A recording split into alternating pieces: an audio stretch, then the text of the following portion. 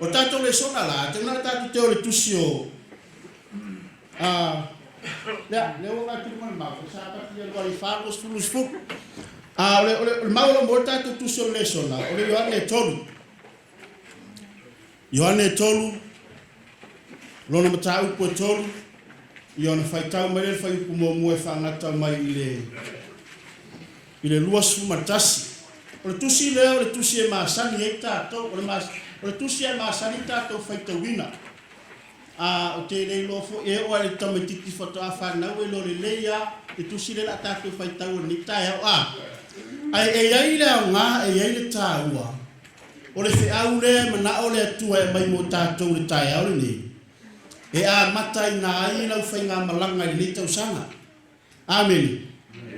E tele taimi il nā tausanga tele yo, toi titi a umare fio ngā le atua tātou su e mai ar kene se tau whaalinga. Wa ol wa lei longa stu ai nā mea watu ia te o tau, e whawhanga i o tau, whamalosi ai o tau. Amen. Wa lei lofo e whailaunga ia, ma leo whaitau tuspa ia.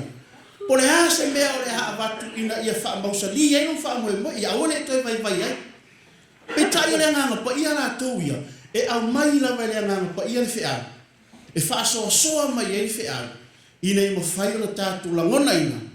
E le pu le whai ngā malanga le tātu te malanga ai. Amen. Ai ala na pu. Ia ona wa ele lole tua tusi lana amatalo amolo tusi apa faitau mano tatu tusi faitau manino faitau ngese faitau iai matu iai lo mafufa ina i mo faina e lore taua o le feau le tatu fa lo manisa pat ia amolo tusi le yoni no tau ko tolu faitau mai lo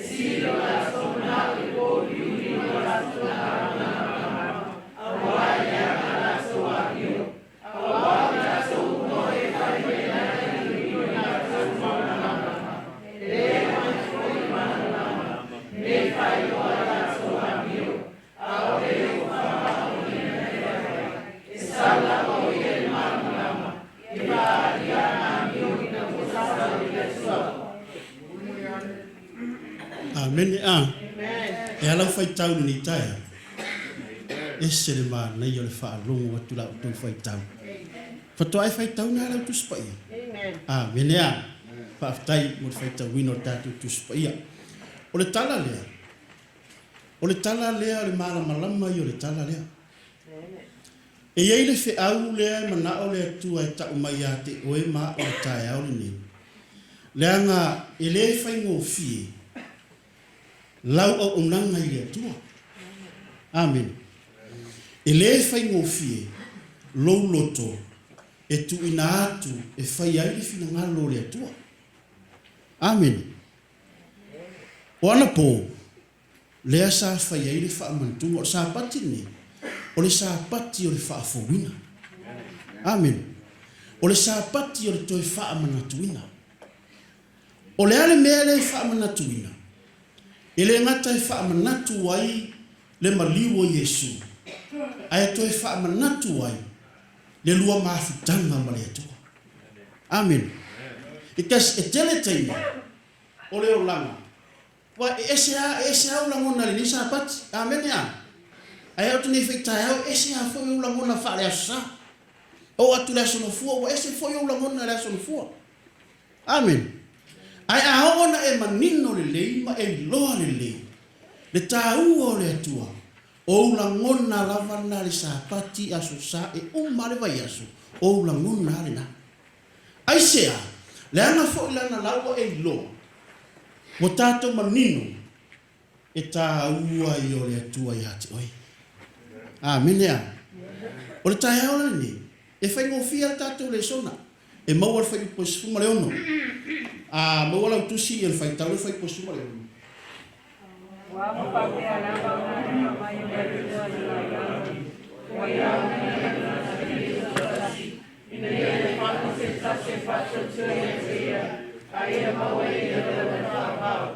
Amen ya. O le mau lea. E fai tau pea, fai tau pea, fai tau pea. Ai, o le ase au ngā. O le ase mea lai te maua mai ai. O le ase fai tau iai. O le ase la ngona iai. O le ase tā ua ia te oe maa. E tā ua o le mau lea. Amen. Fai mai whamatalanga Yesu ia Nikotemo. Nikotemo. A wā o whapea lava o naro wha mai o le atua i laulanga. Amen. Ua ia, fai mai, ua ia au mai eiro nā tali e tō tasi. Ina ia le whanau se tasi. E whātua tua ia te ia. A ia maua e ia rea. Le ola e whāwan. Ino ana pōle sa. Na launga le whai launga o le au lei o le whai launga na launga pō. Ma nei o le whia. O ana pō fo i lena.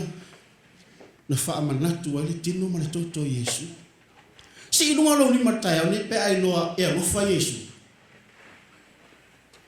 Amen. Si ike inunga lo lima.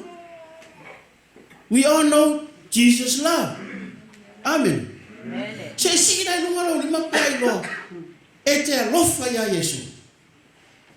Oka, amen Yesu. Si ko hai alis ka hatai yo e alofa ya Yesu. Amen ya. Ok, whaipara tātou la tātou tūmei tai au. A wā o whapea lama o nā o whamai o le atua i le naro lani.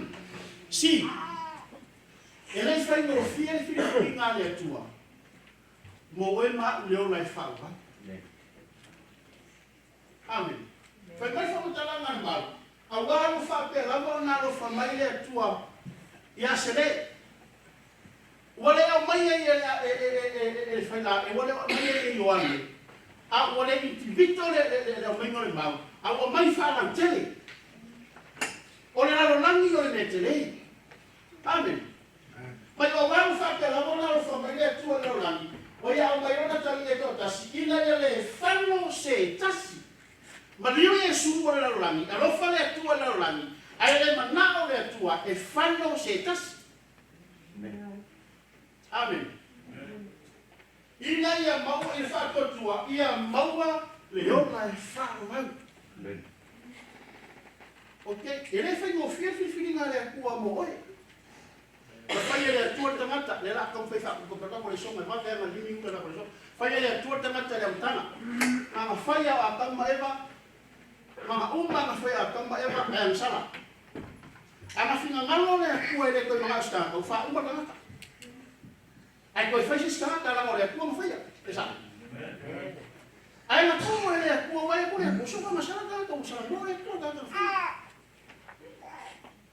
Ay nga koe ele akua fa pia koe, se iba ba ay. E fa maka ole ale a wala le la koe fai ele akua, ai le pum le fufuanga le akua. Ma koe fili mai ngai le akua, se au wala, e koe la me ingai tangata le ngai fai. Saua mai ngai a kamu, saua se o fasioki tang, o fasioki tang mo ai lo langi puspoi. Ayo. Anga fa pe fingaro le ko fa umai makai ina, o umai makai. Ai na sui ele, wala fai. Ala fa pale alo ngalo. Au mai a inga saua ya o ya ngo uma, saua inga ngo uma ya per amo, e fa ka wa pula le makai ole mo ngai o saua le. Ya kuat ya, au ngaku pulang ngai semua fa. O mai ya Yesu. Le fa ko fa ilo le lu fo le ko ya. Amen. Le la mo fisika koi. Oi lo le lu fo le tu. Wai foi masanya sa sekali moi. God is good. All the time. All the time. God is good.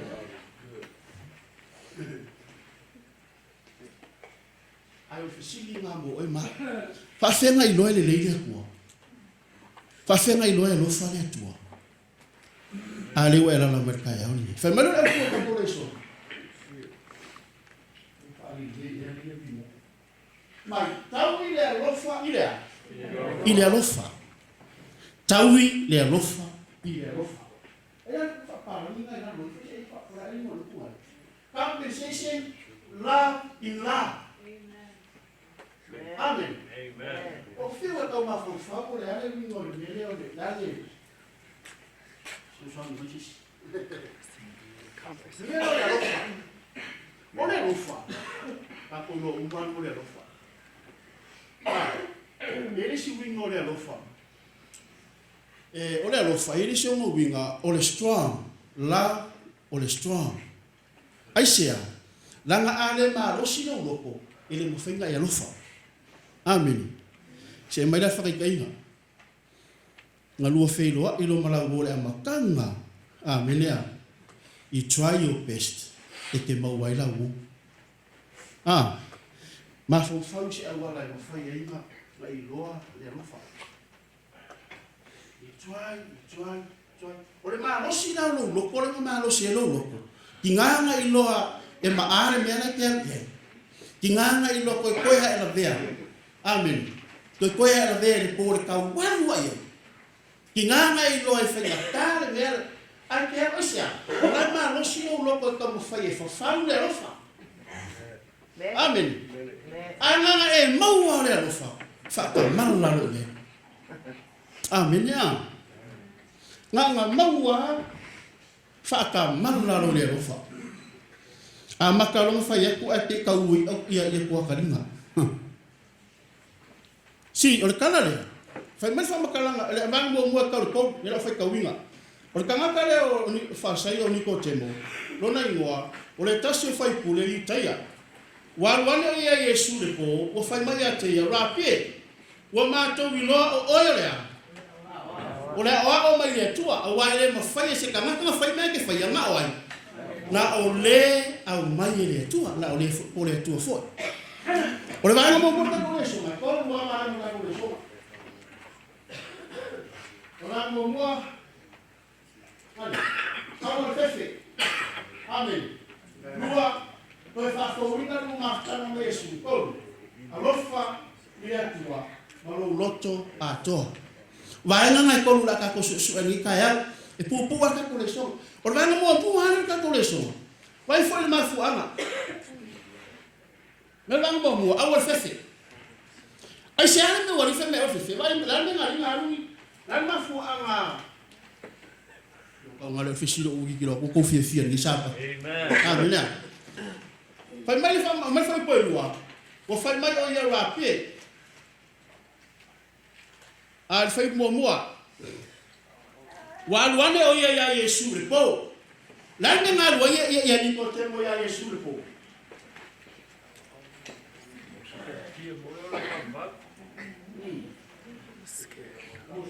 La nena roi si.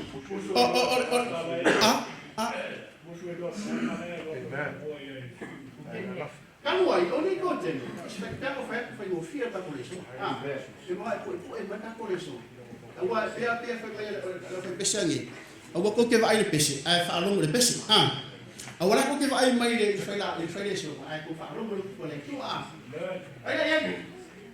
Oni ko te mo. O yo fa ku le ko la fa. E ka mai ka. Como o yukaia. Ala mafu anga le po. Pikasea. Awangi ba le ka makala ye ko mo yukaia wala ngai fifia Yesu. Ngekewa. Ngeke o fasio pia a o ia le ka skula fo. Amen a. He's scared. E fefe. Fefe ni ke woki. Amen. E fefe ni ke o fasala. Wa fefe le vai ngaka. Wa fefe yo mangaku, wa fefe yo ngalangonga. Ngan wale ya Yesu le po. Amen ya. Kelo, che mai fala kala. Elo fa penga u mal kelo ka ko e o ye kia. Amen ya. Ke fa longo pe ila fionga le tua. E la ngona pe la fionga le tua. Wa eva ai fo fa venga fai le tua. Ai ke lole me ke musu e ke sau e avelo o le kua e ke fefe le skalaka. Amen. E ke fefe le vai ngale skalaka. Nge ke wa sau e avelo fingalo le kua fa peka ka e se mai. Ile mea ngasala le la sau e. Amen. E ka ua ngale me le fe yang po. Amen ya. Me la kau fa kupu ka ko le soma. Kamera le maule le saya le. Pasu makas. Kamu.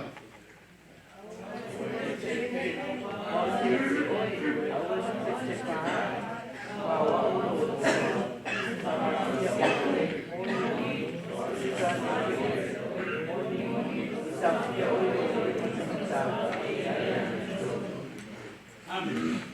Kita mai saya. Awal itu awal itu ya tuh. Awal itu cepat. Awa o tua lesi nga me le ri kupulo wai ma lesi nga me ri kupulo le lo ele lo fore ku ai sa ai sia la mai ki fike pa ke pa I fua amen e ke o kilo fore sa ko le fike pa ke pa o lo wa kilo fore ni ska nata amen e o kilo fore va vai mai ko e o le ala bere la fa ai ka wai fa mai e ma o fa pe la va nga ro fa mai o le tua Ine larolangi yake oe inga ia awangi e fangu. Awana ke kilo fo eliska ngaka. Nge kau sanga le laka ko savaria. Wal mea mo yang ai kere ka ko vai vai ai. Amen. E ke kilo fo eliska ngaka. E ke kau va ai eliska ngaka ke sau ko le ala mere la fa e fo eliska ngaka. La kilo me yake o ia o mere la fa. Amen. Ngalu la ire ngaka ngaka. Wo fai kala yake oi. Aole me le leila ke fai. O nga e vai ai lea. Ilo mo fa longo le kasi. E fa pe ngale me le kupu. I kasi ole skangaka. E fa longo I fa makalanga. Amen. Ai le maliu le ngaka. E le fa alia le ngaka se alo fa mo oi le ola fa va. Amen. O fai Yesu fa o kanga mo oi. E le fai le ngaka. E le fai so kofi. Amen. O kana mo se kasi o kaho se kasi o ai e fai mena fa makalang le mafu anga wala yo le kosa se la ngai ka ko ki fie o fa ngo fa pe so ka lo fai se uso amen that's exactly le mele na kupu ya ni ko temu na musu va ai mai ka ngakala ya lu yai because e fefe ne ke wo ki ai amen ya o fa ko si uso le vai o le kofinga ya ke o ele o se kofinga ava ko ka ya ke o le kofinga ava ko le ko ke na lui au wala ke le fa mai ni sai ya au wala fefe au ya te o au wa o te ya te o au wala fe te pa au wa o tua o la te fa ya tua o te fa ma o sia o E moli o te fisoasoani a te oe e moli o te taofia oe lo 5 tauna tai. Bene a. Le mafuanga ngai ringa umila whainga malanga. Te ngofo mai whawhakausanga i pia. Kere kanga kamo ese. Au kere whakanga ko whakapoko mai ere. Bene a. Aisa, e mafua. E kere karikonga. E iai atua. E mafua. E kere karikonga. O lai ka inga o ere atua. E mafua nga vai vai. E kere karikonga. O lai ka inga lai ka o fia ere akua ruso i fua maro ora. Mai lea. Awa fite patepai. Awa whakausio. O te sosani a te oe. Inga ia. O te tau fia oe lo 5 tauna tau. Whainga malanga ni kausanga. Ia e iloa le. O la iei le atua. Amenea. Ia iloa le te ta iei le atua ruso i fua maro ora. Ina ia hiku le wha. Ina ia umane ni tausanga. O mau pea lau o ngangai le atua. Koe kau i le alofa. Whaakingo lo alofa i le atua whaapinga alofa mai ake. Oi. Amen. Mera te tanongere e tau sumatasi. E koe onu. Mai ia o tau whaamarosi. Mo tau tere. Awa te fefe. Awa whori na tāu ki o la tonu ma. Awa o o tua. Tua tu whaatasi mai ako.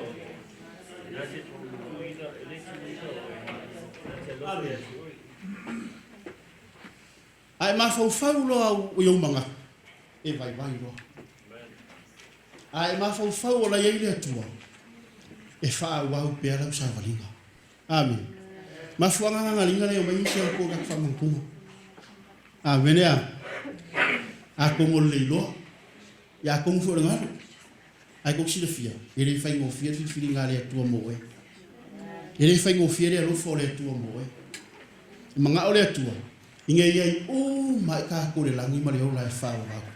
Mafuanga nga fai fa mangkunga. Mafuanga nga linga ma li Yesu. Inga i mafainga e marosi e mafainga nga e ya wongi e fa pai mai ya so se. Ai ka ku fai nga ro le. Amen ya. Ta marosi lo te o ma le tu. E ma fa le. Ke mi o ma ki fai nga nga le tu. Dai pe ma fa. Dai te lo o ma le tu. Amen ya. Dua e la ka ya mai lo te. Na te le tu ni. Yo por eso lulu sala o kai kai. O mai kai kai. Vai so oso que almo el causa. Amen. Ale oso. E ko lua me na vai kai oso. Van o mua. Lo ko mamba. Van ngai lua. Ya. Lo laura. La tuli lo ko so. Ko lo ya. Eu sou uma família que está aí no Morito, sabe? E ela fala, pô, mas eu sou isso e eu sou de acúmulo de água. O ela fala. Fala. Amém. Lá vai o Marco. Ele parem. Wala nga luma ai kasi pua, ai le fa parem le fa falo le lofa. Ia e loa ia lofa ile tua. Amém. Ia e loa e ta ua le de fa ile tua ta. Então, que vai Ame lua, no te manda na coleção. Eu faço no mastana. E kusia vale o yo ngere ka ko fai ko winga, a fai po lima. Fai ko mo fai po lima. E mo ya mo ni fai ya te oi. A fai ele fai mai Yesu ya Nicodemo, o le wa esa pa ko mamna markala. Le wa fai mai. Ele mo fai ka nganga me ke fai. Nga ole tua.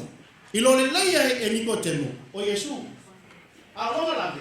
Wa fa la mo lango le ka mai. Fa la mo lango lo popo la ia. Man ku la fo mo lango la. Fai pai. Fa ko le Yesu. Vai la o sa o le di Nicodemo. Ese lo popo, ese lo ka mai. Le wa fai mai o le mai le tu. Ai vai o. A ele to fa na le vai mai nganga. Ea. Kere mo wale ola fa lua na fai ni Yesu ya Nicodemo. Fa makalo le afa ko fa menyo ke fa fa no ko ofi. Si ele kai. Ya va ko le upo le atua. Ai te ngofo li liu se a wala ke vai vai. Amen ya. Fa ko Yesu ya ni ko temo. A ele ko fa ngau le vai male ana. Ele ma fainga e mau le ola fa va. Fa menyo ke mo so Yesu. Yo vai vai mai ele ko ma. La fa fe mo ko ya lu. Ino o ko Yesu. Fa fe mo ko ya lu ke ko yo fi manga mo lo kinga. Wo ko e inga, wo mo ko. Wo na po fo mo kele. Amen. Ai esse fai no fiere wala ma fai Yesu. Si nga ma fa ni ko to. A ngai na ko mo ko fa ma mai. No mo ko ma fo no ngai la ko a ma ta mai pepe. O e kausi le ye fa ki ku tuangi. Wa sui la o nga, mo ko fa ko, mo ko fa sa o le la wala sa valia. Le ma fo wa ni ko temo. Male le lo. Le mela fika la Yesu. O lai ke sa ko te loa. Ai le mo fai fa fo ina no. Amen. Ele mo fai e mala lama. Ele mele fai ko Yesu, fa melo Yesu. Ale ko fa ngai se kasi le vai mele ma. Ele mo fai sa o ile ma lo le tu. Amen ya. Si ako mga fa ngau mai fe.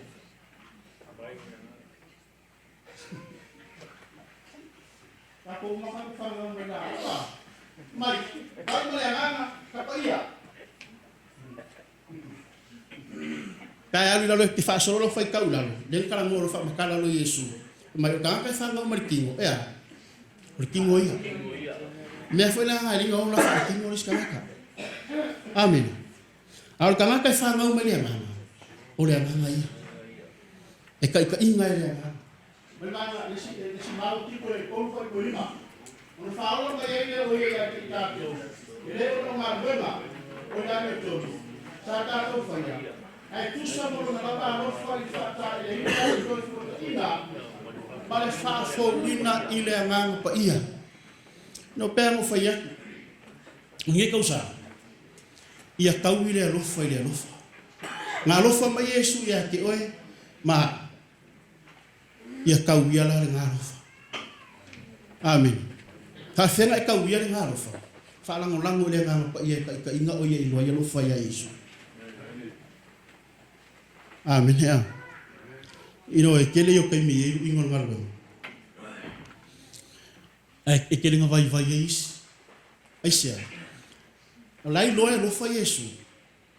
Ai le lo ko fa lo le lo fo Yesu ya ki o ila me fa. Amen ya.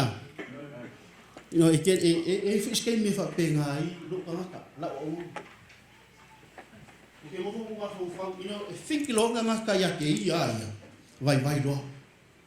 Pe ma fa wa lo ya ma lo si mo lo popo. Mai vai vai la ia. Ai fa mai o fala ina mai ele na to man ma e ame ko ta ko faia ai tu sa mo na lava lofa le toi fa ta ele ina ma toi fa fo wina ko fa fo wingo manga kuringi ka usanga. Amen. Ko fa fo wingo ka ko manga kuringi ka usanga. Ele mau si tie fa la wa ko ku so ka tie ru su fa mai ya. Ilo ka ko mau le.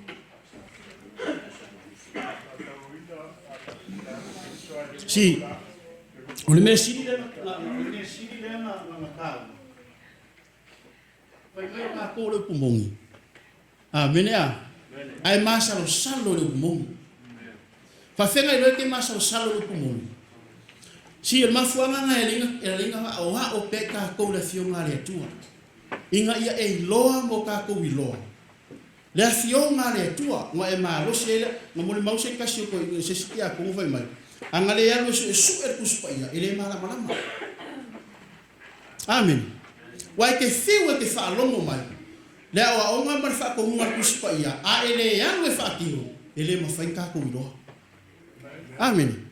A fa pena lo sa we kilo mar fa la nga fa pe so la po o yo fa la. Au de le yo fa la. Pa e yo fa la ma muy fa la.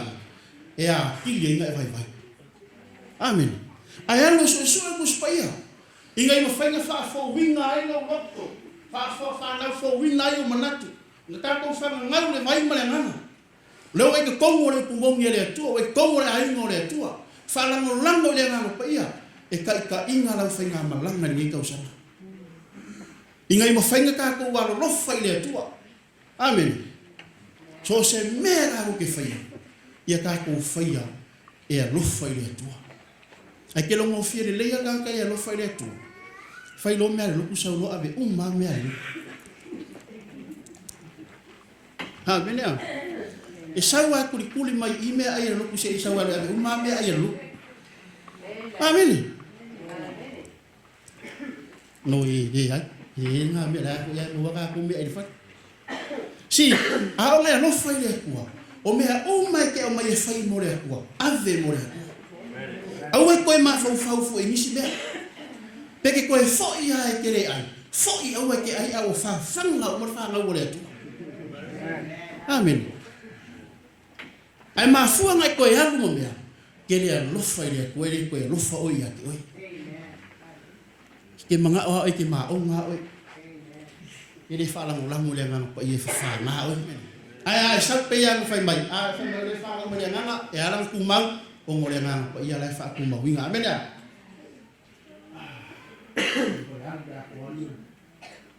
Ai fa la fo winga. Ko fo ta ina fa la fo winga. Ya le ngana pa ele mo fai na e fa fo winga lo loko. Amen. Ele mo fai na fo o mangaku. Ele mo fai na fo o ngana. Pe ari ai le ngana pa ia. Ai a fai lai ke fai ai lo maros. Ka ko ma. Ele ma ko ni tau sa. Eu vou café ni sa ai mo ka ko. Aku fo me fai mai. Ai ko mumu ai. Ele le ia o pusa ela ba. Ma ba ku fo le ka pusa ela ba pela. Pela ko so me le. Ai ko mumu ela ka lo ko vai vai. Ai sa la me lo ia ngana pa ia. Amen. Ai ia ngana pa ia ke o sole. Pe o mea pe maua tu ia leu. Manua, komere ya ko pole mo ko ko ba mo masangi ya.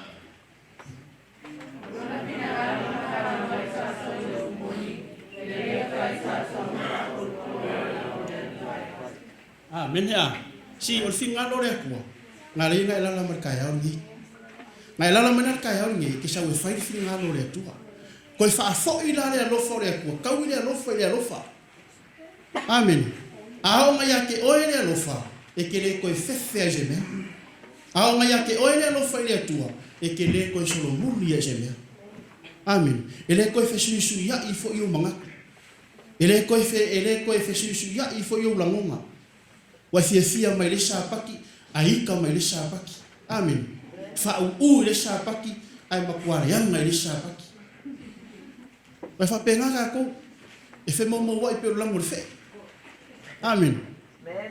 Pe ya fo lo mo fe. Ai a ho ka ko ye na ko. Oh. E va ya ko el kasi ya le la mo ka ko wa. O mo le no fa. O ga ngi ka ya o solo mo kwa, ku ka ko le no. Olha a lofa. E kele o mawinga. Ele lo pe fa fenga fa makala ku spa ia. Mai al kenge se kau fa linga. Aku fa kasi. Nga ole a lofa. Love. Amen ya. Nga ole a lofa. E ala lo sau ngi kaya. A lofa ya. Awe ke sau ke a lofa ya kia. Amen. Ai e sau ke a lofa ya Yesu. Pasolo ko ba? Lang hulu ka ko so ka lang ya masabi. Kuman ma kayo le suno ko suno iba. Maria yo fa tu le tua oi. Ia peyo ai. Peyo oi lava ya te oi. Okay. Le na fa ya ko ke lo fa ile ku. Ai lo fa ile ku ai ke le lo fa ile ku oi. O la mera ya lo fa ile ku ai ke le fa ki ngoi ku. Amen. La fa fenga ya lo fa ile ku oi ai ke le lo fa ile ku. Fa pengar ke le ka ko. Le ka ko lo fa me ya lo fa yo ku oi. Pasta. Lo fa yo ku oi. Por kala le. Kusa mar kala le ani ko temo. Por kala le ka ko suma le ba. Kala foi le ka foi le ka mawa. Me ngal ya Yesu. Ngal si le Yesu. Ole ha se me o ke fa yo ke mo wa le o la fa o va. Amen. Fa ko le Yesu ai si Yesu ku la fo. Ave Yesu ku la fo. Ne o le va ngul muri le fa ma ye lo fa ile le tua oi. Oi mai. Ai o fa le tua oi. E peia oi a te oi. Fa mano ka le mai fa fe fa ide. Fa fe o fa ide. Fa klo Yesu. Lo le le Yesu o ka le. E makua ma me o ka le. E ongo se fulu nga tila ka avali. Amen. Lua pen ke kele api o fale tua. E midi o ngea ka. Ma fale o loa ma pasi ma taxi. Me uma. Wa waso isa le imam. Sa midi o ngea ka le. Fa kulo le Yesu ye. Le a faila ka kausia me uma ya. Ai lo Yesu me la pele lo loko. Amen. O la pele ya o la ua. Fa me lo Yesu ye. Alula. Va ai ka maki tivor ko ngu. Marko e kalesia. Marko ainga. Kufa ye. Ai ku no le ile a. Fali. Menya. Ai ku no le ile foi meso. Che Yesu. Mo sa ya o ke fia o la ri a le o ki ye. E ke ro me ya lo ke o la. Ale la o le ku fa fa. Si. O lai mangaku a ia ke ia. Lai mangaku a ia I mea langa wanga ia maua. A wale mangaku I leska ngaka. Menea. So, ke whai aku. Anga kelenga mea peo le lilia. E ai ma se mea wakua maa upo. Menea. Au ke sawe ave mo mai Yesu. Menea. Yala abela ma Yesu ore ore ska. Si ale mo faida ya lo fa kimo lo fa lo kwa lo mo ni ele mo faida ya lo fa o ya ke o ai fa mo ya lo fa ya ke o o ya lo fa le o okay ya sa fa ya ele fa fa ya ku ya lo fa lo kwa ya lo la ele amaka ke ya wala ku fa la ko bai ai le pusa ma mo ele a pasi ai ngalan fa ko mo pusa ai le pasi ai ngalan e ai au lo fa lo kwa ai fa pe lo fa ya ke oi ai mo naku e ke fia ona le fa ma au lo fa na kala vai mai amen ai ka na kala vai mai a fa yo ha o maros a fa yo ha o gloria tua a fa yo ha o ma kwa fa no no no ai o kilo atu lo kwa o lai fa le ko la me tiene fe chino lo ngali ya ole me la sha me ni ngalo e va aia kwa la fa le ko la kwa amen ya e va aia kwa la sa e se le ko la o kino lo sa ko o si ko ele ala fa ya chole le ai ele fa pengar o kino lo amen si o ngai ngai be fo le ka fa la ka mai lo ma fa Langai pangor dana ke mafofo ke ni no ko yo mafo fo ngar kaya ngi ole ka fala kala ka ko por pispa ya au makua tip palo mafo pai mafo me ale mara ke mafo ngar kaya ngi amen le ai se me le anga kasi o mafo ngar kaya ngi esao au ngi amen ngi ya ise me le ama mafo ya le leia aisea langa le ka ko lo wa fa ngau fo winga o le ka ya ngi I ko kongi I amen ai lo vale ni pa la ku va me Yesu ka le vai ai we ku fa o me mai ma ki va a lo fa yo kwa oi fa pinga ya lo fa o ya ki o nga ya lo fa le tu amen fa wa pe le lo continua pe lo se yo o le aso e ke oki ai e fa kalira so e fio mo Yesu amen ya ma ka yo le mo fa ko su fa ka fe ka ba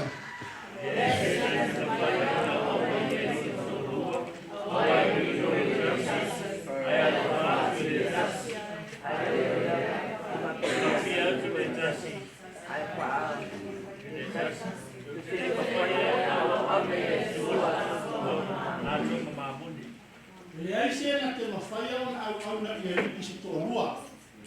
Wai no ino o ia le tasi, aya o whaaki le tasi.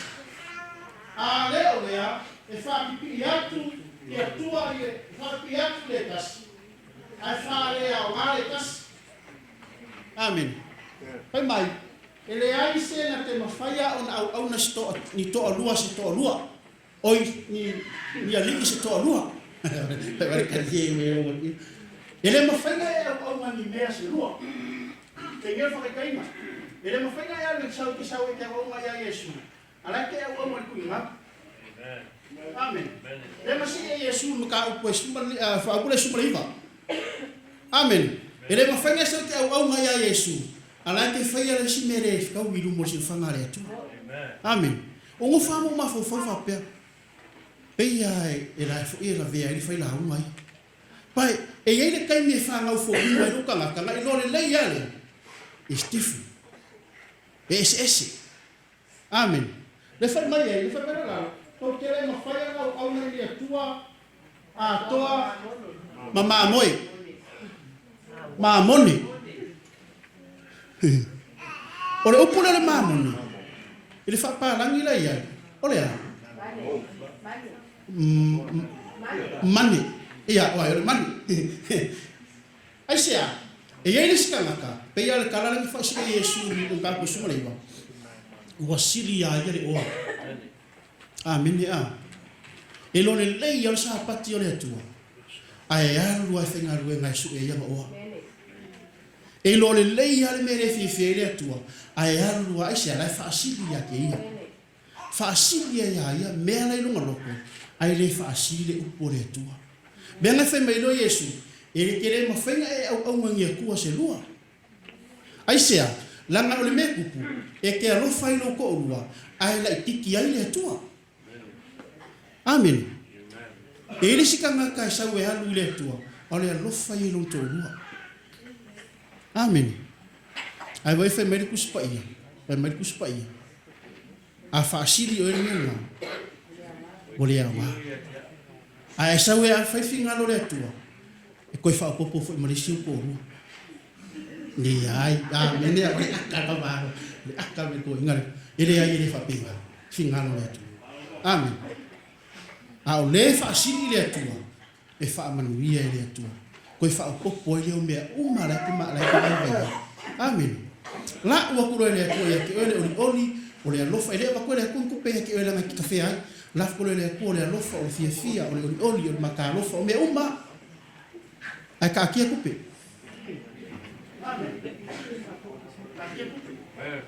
Langa a kele o kupe. Le whai mai ei. E kele lo kupe. Le whai alau suru ai. Le whai alau kauranga. Ai alu ka whawa. Amen ea. Ai ala i kikini me ke maua. O lo fie e ave mare e tua. Kwa fwere ala kiki. Amen ea. Mga kore soa. Marale saya ai nusu malo ko pelua. Nato mai o uni.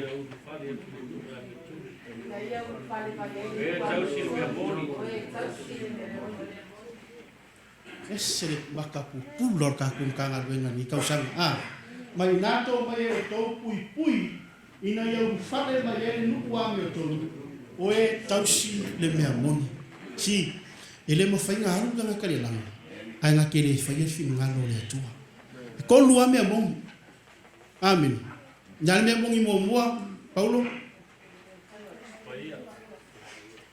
Wa ngalo ya Paulo. Ngalo le ya Paulo mea mua le moni. O Yesu le moni, a fio ngale atua le moni malea. Male tula fono le moni. Amen ea, alu le su e maunga e mauai mea.